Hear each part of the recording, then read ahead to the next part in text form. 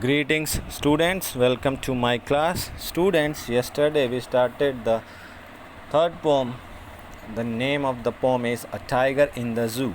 Yesterday I told you about the brief introduction of the poet Leslie Norris, and I also told you a brief introduction of the poem A Tiger in the Zoo, and we discussed the first two stanzas. I explained the first two stanzas of the poem to all of you yesterday. Now we will start the third stanza's explanation. So the third stanza's explanation, before we start, in the first stanza describe where the poet describes the appearance of the tiger in the zoo and its daily movements, and he says the tiger is moving here and there, though he is very angry, but he knows that he is helpless, so he is moving quietly in his rage, in his anger. And the second stanza, the poet feels bad for the tiger, and he thinks that he should be in his natural habitats. He should be hiding behind the shadow of the trees, behind the long grass, and he should wait near the water bodies for its prey, like the tigers in the jungle. They do the same thing, so he wants that he should be there, and he should wait near the water bodies, and he should do all the actions which a normal tiger in its natural habitat they do. He should do the same thing and now we will discuss the third stanza in detail. He should be snarling around houses. Snarling here means warning sounds made by animals. When animals they are angry or they want to threaten, so they produce a loud sound. That is the warning sound when the tigers growl.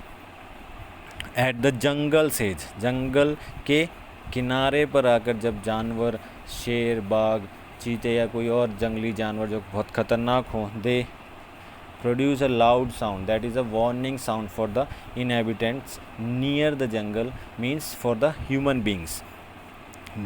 Bearing his white fangs, his claws. Bearing here means uncovered, and fangs here means sharp teeth of animal, sharp teeth of the tiger. His claws everybody knows, panjay. Terrorizing the village. So here he is showing his white fangs, his claws, and try to threaten the villagers. So what does the poet wants to say in this stanza is that even though he wants the tiger to live in the wild, but he also thinks that if it would happen, the tiger would lose all touch with human civilization. He imagines and he thinks what the tiger will do in case he fail to find any prey in his natural habitat. वो सोचता है कि अगर वो चाहता तो है कि वो जंगल में जाए, अपने नेचुरल घर में रहे, लेकिन फिर वो सोचता है कि इस वजह से वो अपना सारा ह्यूमन टच ख़त्म हो जाएगा उसका, और वो फिर इमेजिन करता, सोचता है कि what would happen if tiger will not find any prey, उसको कोई शिकार ना मिलेगा जंगल में, तो वो क्या करेगा. In that case, he says the tiger would be growling at the edge of jungle. तो वो जंगल के किनारे पे आकर बहुत ज़ोर से दहाड़ेगा, चिल्लाएगा, growling at the edge of jungle near some village. जंगल के बिल्कुल किनारों पे गांव बसे होते हैं, तो गांव वालों के लिए वो खतरा हो जाएगा इस तरह से, अगर उससे वहाँ पर शिकार नहीं मिलेगा अपने नेचुरल हैबिटेट्स में. He would be showing his white fangs and claws while moving here and there with the intention of scaring all the inhabitants of that village. He would, and in this way he would thus become a cause of terror for the villagers. इस तरीके से वो पूरे village के लिए अपने पंजे दिखाते हुए, गुर्राते हुए पूरे डरा रहा होगा गांव वालों को जो नियर बाय द जंगल, और near by the jungle any village is there. So he would become a threat for them. He would become a cause of terror for them, for the all village people there. The poet also giving a hint here that if we human being destroy the natural habitat of tigers or the wild animals, they will be forced to turn to our towns and villages to find their food. अगर हम for the sake of development, we are keep destroying the natural habitats, we are keep cutting the forest, and in this way we are destroying the natural habitats of the wild animals, dangerous animals like tigers, buffaloes, panthers, leopards, elephants. They are really dangerous animal. Many others are there, and if they will not find its prey in the forest, because there will be no forest, so they will be forced and they will come near to our town, and they will become a cause of terror for us. That's why you must have heard in news also that many times that tiger has been killed, or leopard has been caught, or has been seen near the village or near the town. So this is what the poet in third stanza of this poem is trying to say. Now moving to the fourth stanza of the poem. But he is locked in a concrete cell, his strength behind bars, stalking the length of his cage, ignoring visitors. So, but he is locked. The poet is imagining in this stanza, the poet stops imagining the tiger's alternative life, and that would be in its own natural habitat. But he stops imagining that, and he comes back to the reality, and the poet sees the tiger caged in a small concrete cell in the zoo, like a prisoner in the jail. They feel the same thing.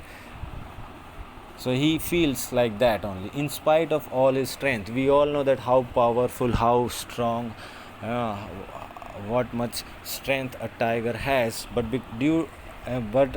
despite having all his power, strength, it now lies imprisoned behind the bars. सारी ताकतवर होने के बावजूद भी, बहुत ताकतवर होता, बहुत खतरनाक जानवर होने के बावजूद भी वो अपने पिंजरे में कैद है, सलाखों के पीछे, जैसे एक कैदी कैद होता है. And poet really feels bad for that. The tiger pays no attention to the visitors, stalking the length of his cage, ignoring visitors. So tiger is paying no attention to the visitor who comes in the zoo, visitors who come in the zoo to see the tiger and other animals. So he does not pay any attention to them. Instead of this, the tiger very slowly and silently, stalking means he is measuring the length of his cage, moves up and down along the length of the cage without any disturbance in the form of human intervention. Beside, in jungle it is not possible that tiger is moving and you go and see a tiger and he would not do anything. He is behind the bars, he is in its cage, so he is not disturbed by the keep frequent visiting by the human beings. So they are disturbing, but he is not being disturbed. He is silently moving in its cage. So this is what he wants to say in the poet wants to say in the fourth stanza of this poem. Now the last stanza of the poem says, he hears the last voice at night, the patrolling cars, and stares with his brilliant eyes at the brilliant stars. So in the last stanza, the poet describes about the daily routine of the tiger when it is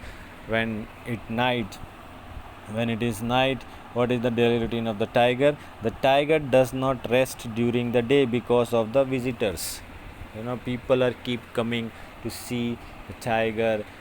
Some people try to tease the tiger also, because it's behind the bars, he can't do anything, and tiger does not rest during the daytime. Even at night, it stays awake till the very last voice of the zookeeper locking up and going home can be heard. The patrolling cars means the people, the zookeeper, those who are on duty at night in the zoo. So they keep on visiting, they keep on patrolling in their cars through the zoo to check the security and to maintain everything is fine, and to see everything is fine or not. And so he awakes until he hears the last voice of the patrolling cars. After that too, it does not go to sleep. Still, after he hears the last patrolling car's voice, still he does not go to sleep. At all night it remains disturbed due to the noise of the patrolling cars. He keeps staring at the brilliant stars with his brilliant eyes. Perhaps he is asking heaven why he has been imprisoned there.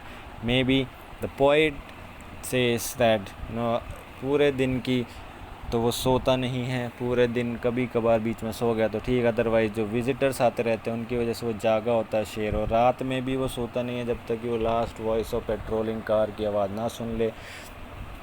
Even after that too he does not sleep. He looks towards the sky and he looks the stars and he stares with his brilliant eyes at the brilliant stars. और वो सितारों को घूरता हुआ ऊपर आसमान की तरफ देखता है. And poet thinks that he must be asking from the God. He looks in the sky, looking at the stars, and he's asking from the God that why I am here, why I have been prisoned here in this case, why I am not in my own habitants. He miss his freedom. He miss his freedom a lot, and it pains him, and that's why he is not able, he is disturbed, he does not sleep all the night. Yes, tigers after some time they become used to, when they are in the cage they are become used to of that life. But if you let them free going in its own habitats, out of 199 tigers will go and enjoy their freedom, or maybe everyone, all hundreds will go and enjoy, would like to go and enjoy their freedom, would like to live in their own natural habitats. So this poem does leave a very important message, and that is its importance of freedom. So the students, we have discussed all the stanzas of this poem in details also, and I hope that you have understood the poem very well. And so I would like to describe this poem in a very short way. In this poem, the poet describes a tiger in one more time I am revising it for you. The first stanza says that tiger is walking in his little cage in the zoo. The tiger has beautiful strips on his skin and has velvet like soft paws. But the tiger is not happy. He is quite angry about being captured in the cage. Second stanza of the poem says that if the tiger is not captured in the zoo cage, he would have been hiding himself in behind the shadows of trees and sliding the long grass near some water bodies, waiting to catch its prey, and who comes near the water hole. The third stanza says the tiger would have terrorized the villagers who live at border of the forest, but the reality is totally opposite to this. He is locked in a cage which was made up of strong concrete material, and helpless there he could not show his power to the visitors despite all his strength, because all his strength is behind the bars of the cell. Therefore the tiger ignores the visitors who come to see him at zoo. The tiger is described as helpless. During night, the tiger hears the voice of the patrolling vehicles and looking at the bright stars. The life in cage has totally changed the tiger's personality. He is totally changed. And the poet wants to tell us a very important message through this poem, and that is the importance of freedom. Freedom, whether you are a human being or animal, everybody loves his or her freedom. So as we love our freedom, the animals do. They also love their freedom. They do love their freedom. So students, I think that is enough for today, and now I will give you one assignment to do related to these stanzas, or it could be anything. So for today, that's it. Thank you very much.